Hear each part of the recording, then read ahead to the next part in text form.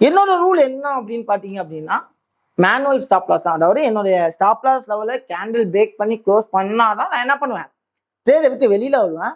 But already தொடர்ந்து ஒரு 2 trade loss, அதுலேயும் ஒரு 0.5% ஸ்லிப்பேஜில் விட்டாச்சு. ஸோ கிட்டத்தட்ட லாஸ் வந்து பார்த்தீங்கன்னா அப்படின்னா $750 லாஸ்ல இருக்கேன், அதாவது 2.5%. ஸோ இதே மாதிரி எகைன் 1% இன்னும் ஒரு 0.5% தேவையில்லாமல் விட்டுருவோமோ அப்படின்னு சொல்லிட்டு இந்த ஸ்டாப் லாஸ் ஆட்டோல ஃபிட் பண்ணது மிகப்பெரிய தவறு, நான் பண்ண தவறு.